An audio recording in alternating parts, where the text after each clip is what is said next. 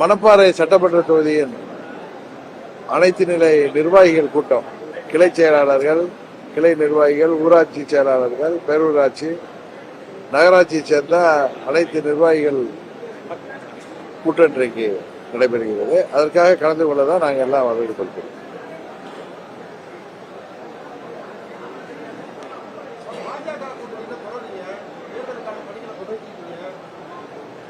வேட்பாளர் யாருங்கிறது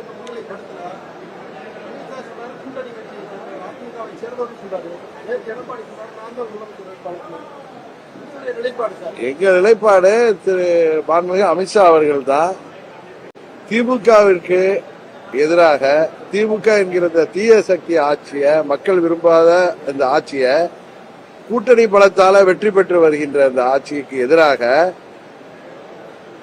ஒரு அணி திரட்டுகின்ற பணியில ஈடுபட்டு அதில் வெற்றிகரமாக அதை நிறைவேற்றி வருகிறார். அவருடைய கருத்து தான் கூட்டணியை சேர்ந்த எல்லோருடைய கருத்தாக பிரதிபலிக்கும். ஏன்னா திமுக வீழ்த்த வேண்டும் என்கிற ஒரே நோக்கத்தோடு அம்மா மக்கள் முன்னேற்ற கழகம், தேசிய ஜனநாயக கூட்டணி இணைந்திருக்கு.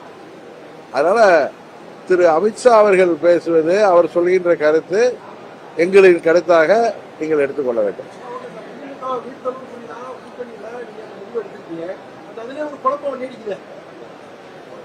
நீங்க சொல்ற மாதிரி ஏதோ குழப்பம் இருக்கிறதா எனக்கு தெரியல.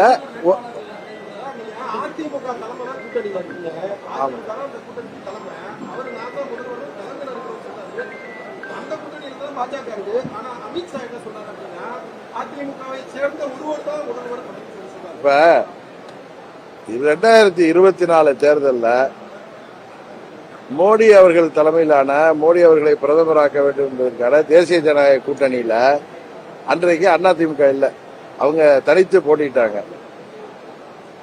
மாண்புமிகு அமித்ஷா அவர்கள் அம்மாவின் தொண்டர்கள் எந்த கட்சியில இருந்தாலும் அதெல்லாம் ஒரே குடையின் கீழ் கொண்டு வரணுங்கிற முயற்சியில இன்றைக்கு அதிமுகவை எங்களது கூட்டணிக்கு கொண்டு வந்திருக்கிறார்.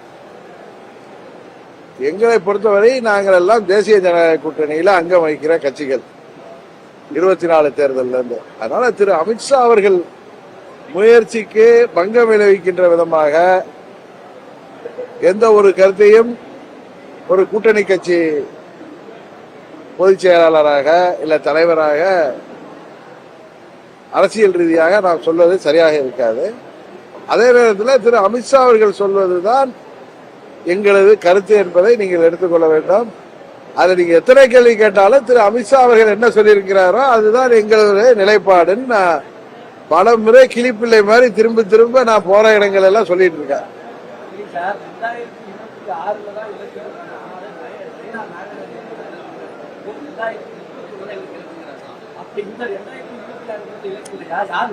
இல்ல இல்லைங்க, பாஜக இலக்கை பத்தி அவர் பேசுறாரு. தேசிய ஜனநாயக கூட்டணி இலக்கு திமுக வீழ்த்த வேண்டும் என்பது அவங்க கட்சி நிர்வாகிகள், பாஜக கட்சி நிர்வாகிகள் கூட்டத்தில் அவர்கள் 29 பாராளுமன்ற தேர்தலில் நாம் நிறைய எம்பிக்களை தமிழ்நாட்டில இருந்து அனுப்பணும், அதுதான் நமது பாஜகவுடைய இலக்கு. இந்த தேர்தலில் பாஜகவுடைய இலக்கு திமுக வீழ்த்தி கூட்டணி ஆட்சி அமைக்கணும் கிளியரா சொல்லியிருக்காது. நீங்க அத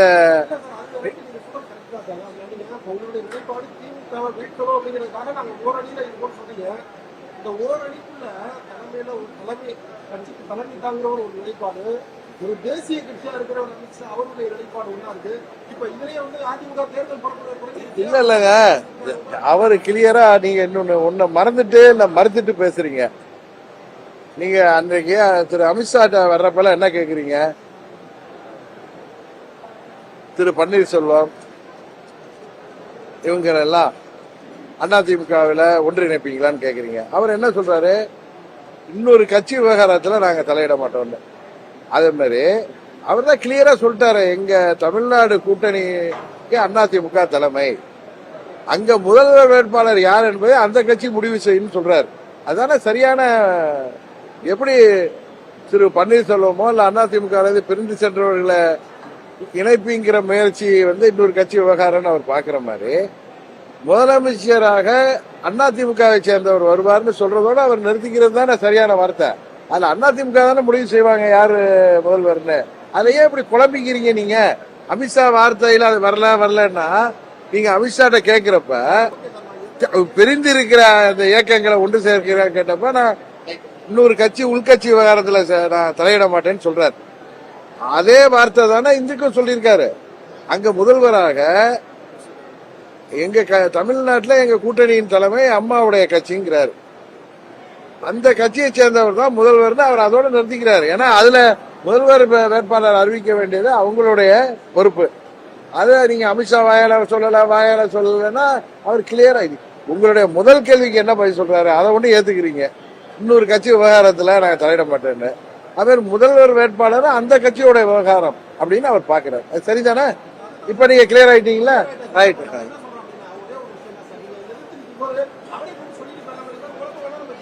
அது அவர் வரப்ப கேளுங்க. நீங்களே சொல்லிட்டு போயிடலாமே அப்படின்னு கேளுங்க. அவர் இதெல்லாம் இன்னும் பல கட்சிகளை அததான் கேக்குறீங்க. நான் தான் சொல்றேன். அவரு அந்த கேள்விக்கு அவர் சொன்ன பதில் எனக்கு சரியா படுது. அதிமுக தலைமையில தமிழ்நாட்டில் தேசிய ஜனநாயக கூட்டணின்னு சொல்றாரு. அந்த கட்சியில திரு பன்னீர்செல்வம் மற்றும் பிரிந்தவர்களை சேர்ப்பீங்களான்னு கேட்கிறப்ப அது அந்த கட்சி விவகாரம், நாங்க சேர்க்க மாட்டோங்கிறாரு. அதே நேரத்துல அதை பத்தி நாங்க இன்னொரு கட்சி தலையிட மாட்டோங்கிறாரு. அதே நேரத்துல திரு நயினார் நாகேந்திரன் எங்க கூட்டணியில அமமுக திரு பன்னீர்செல்வம் அவர்கள்லாம் இருக்காங்கன்னா அவர் மாநில தலைவர் அதை கரெக்டா சொல்றாரு.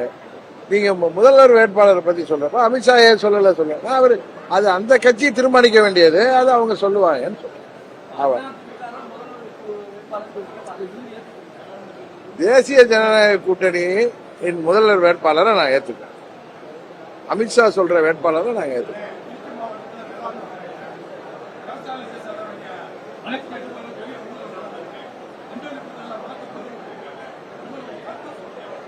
நீங்க தான் இப்ப கரெக்டா கேக்குறீங்க. இப்ப இவங்க ரெண்டு பேரும் தேசிய ஜனநாயக கூட்டணி தான் வர தேசிய ஜனநாயக கூட்டணி தான் திமுகவை வீழ்த்த போகிற மாற்று கூட்டணிங்கிறத அவங்களும் தெரிஞ்சுக்கிட்டு அது குழப்பம் இது குழப்பமே எங்களை தான் கேள்வி கேட்கிறாங்க. நீங்க இல்ல நீங்க இருங்க, நீங்க கேட்கறதா சரியான கேள்வி. இந்த மக்கள் விரோத ஆட்சியில நடக்கின்ற முறைகேடுகள் ஊழல்கள் ஒரு குடும்பத்தின் பிடியில தமிழ்நாடு தத்தளிக்கிறது. தேர்தல் வாக்குறுதிகளை நிறைவேற்றாம இந்த தமிழ்நாடு இன்றைக்கு தமிழ்நாட்டு மக்கள் ஏமாற்றப்படுவது, சிறு குழந்தையிலிருந்து வயது வாய்ந்த முதியவர் வரைக்கும் பெண்மணிகளுக்கு பாதுகாப்பு இல்ல, பாலியல் கஷ்டங்கள், எங்க பார்த்தாலும் போதை மருந்து கலாச்சாரம், சட்டம் ஒழுங்கு சந்தேகிக்கிறது, சட்டம் ஒழுங்கை பாதுகாக்க வேண்டிய காவல்துறைய அன்றைக்கு படுகொலை செய்கின்ற அளவுக்கு அஜித்குமார் கொலை போன்ற பல நிகழ்வுகள் நடக்குது. இன்னும் சொல்ல போனா மின்சார கட்டண உயர்வு, பால் பொருட்கள் விலை உயர்வு, விவசாயிகளுக்கு நிம்மதி இல்லை. அரசு ஊழியர்கள் இன்றைக்கு கூட கைது செய்யப்பட்டிருக்காங்க, பகுதி நேர ஆசிரியர்கள். நீங்கள் தேர்தல் வாக்குறுதியில எங்களை பணி நிரந்தரம் பண்றேன்னு சொன்னீங்களே, அதை செய்யுங்கன்னு சொல்லி போறான்னா அவங்க கைது செய்யப்படுறாங்க. பழைய ஓய்வு திட்டம் அறிவிச்ச ஸ்டாலின் அவர்கள் அதை இழுத்து அடிக்கிறாரு. இது போல அரசு ஊழியர்கள், ஆசிரியர்களுக்கு, நெசவாளர்கள், விவசாயிகள், மெயினா இன்னும் சொல்ல போனா மருத்துவர்கள், செவிலியர்கள், ஏன் மாற்றுத்திறனாளிகள் அனைத்து தரப்பு மக்களும் இன்றைக்கு சாலைக்கு வந்து போராடுகிறார்கள். அவர்களை இந்த அரசாங்கம் வஞ்சித்து வருகிறது. இன்னும் சொல்ல போனா நீங்க சொல்ற மாதிரி நமது மணப்பாறை பகுதி மாத்திரம் இல்ல, திருச்சி மாவட்ட பகுதி, தமிழ்நாடு முழுவதும் அத மாதிரி தமிழ்நாடு முழுவதும் விவசாயத்துறை மாத்திரம் இல்ல, தமிழ்நாடு முழுவதும் விவசாயத்துறை மாத்திரம் இல்ல, அனைத்து துறைகளிலுமே ஊழல் முறைகேடுகள் பெருக்கெடுத்து ஓடுவதாக மக்கள் கொதித்தெழுகிறார்கள். நீங்க கேட்கிற மாதிரி இன்னைக்கு பாலம் கட்டப்படுற 15-16 கோடிக்கு கட்டப்படுகின்ற பாலம் வெள்ளம் வந்து அடிச்சிட்டு போகுது. மூங்கில் பாலம் கூட நம்ம ஊர்ல ஸ்ட்ராங்கா இருந்த காலம் உண்டு. சாலைகள், முதல்வர் திறந்து வைக்கிற கட்டிடங்கள் அடுத்த 2 நாள்ல தகுதி இல்லாம போகுது. ஆனா முதல்வர் அவங்க கட்சிக்காரங்களை வீடு வீடா அனுப்பி திமுக காரர்கள் நாங்க 4 ஆண்டுகள் சொன்ன வாக்குறுதிகள்லாம் நிறைவேற்றல, தமிழ்நாட்டில் சட்ட ஒழுங்கு சந்தேகம் இருக்குது, போதை மருந்து பழக்கம் கொடிகட்டி பறக்குது, இன்னும் சொல்ல போனா கூலிப்படைகள் அதிகமாகி யாரும் உயிருக்கும் பாதுகாப்பு இல்லை, காவல்துறையே இன்றைக்கு ஏவல் துறையாக, கொலை செய்கின்ற துறையாக பல இடங்கள்ல மாறி வருகிறது. அதனால எங்களை மன்னிச்சிருங்க, எங்களுக்கு மீண்டும் வாய்ப்பு கொடுங்கன்னு கேட்கிறப்ப மக்கள் கொடுக்க மாட்டேன்னு சொல்றாங்க. அதனால நீங்க சொல்ற மாதிரி எல்லா துறை, விவசாயத்துறை உட்பட அனைத்து துறைகளிலுமே ஊழல் முறைகேடுகள் பெருக்கெடுத்து ஓடுகிறது. இதுக்கு தமிழ்நாட்டு மக்கள் சரியான தீர்வை 26 தேர்தலில் தருவார்கள்.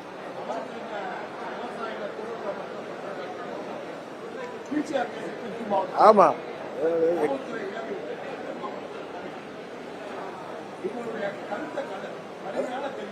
அதுதான் சொல்றேன். இந்த அரசை கண்டனம் தெரிவிக்கின்ற விதமாகத்தான் நாங்க போற தமிழ்நாடு ஃபுல்லா சுற்றுப்பயணம் செய்யற இடத்துல ஊடகங்களை சந்திக்க போதும், பொதுமக்களை சந்திக்க போதும், எங்க கட்சிக்காரர்கள் மூலம் இந்த ஆட்சி மீது மக்கள் கோபத்தில் இருப்பதை உங்கள் மூலம் அரசாங்கத்திற்கு வெளிப்படுத்தி வருகிறோம்.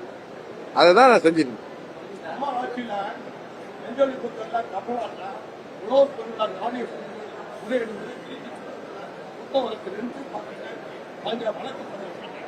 திமுக ஆட்சியில் என்ன நீங்க புத்தகம் நிரூபிக்கப்பட்டது தொடர்ந்து 10 வருடங்களாக நீங்க பணி உயர்வும் பாதிக்கப்பட்டாங்க. இன்னும் சொல்ல போனா அங்க தூத்துக்குடியில ஸ்டெர்லைட் ஆலை, அதாங்க ஸ்டெர்லைட் ஆலையில 13 பேரை குருவிய சுடுற மாதிரி சுட்டவங்க அதிகாரிகளுக்கு இன்னைக்கு பதவி உயர்வு கொடுக்குது இந்த ஆட்சி. அதனால இந்த ஆட்சியில சட்டம் ஒழுங்கு சந்திச்சிருக்குது. அதான் உண்மை.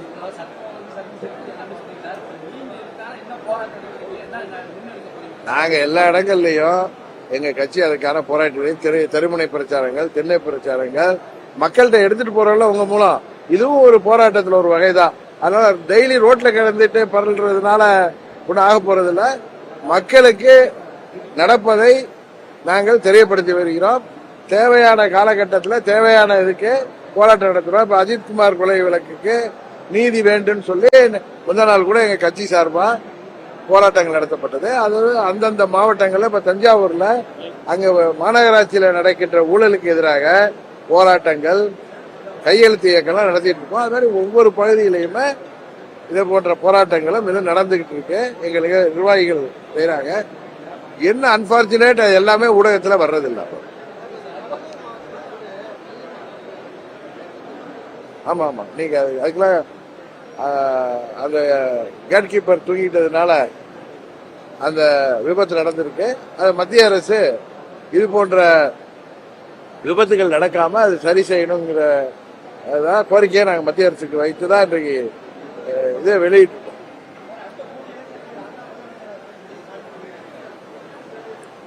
இன்னும் 26 மாத்திரம் இல்ல, 31 இல்ல, 36 இல்ல, 46 வந்தாலும் திமுகவுக்கு மக்கள் ஆட்சி பொறுப்பை வழங்க மாட்டாங்க. ஏன்னா இதுவரை சுதந்திரத்துக்கு பிறகு நடந்த ஆட்சிகளிலே கடும் மோசமான ஆட்சியாக இந்த ஆட்சியை, மக்களை ஏமாற்றுகின்ற ஆட்சியாக இந்த ஆட்சி நடைபெற்று வருது.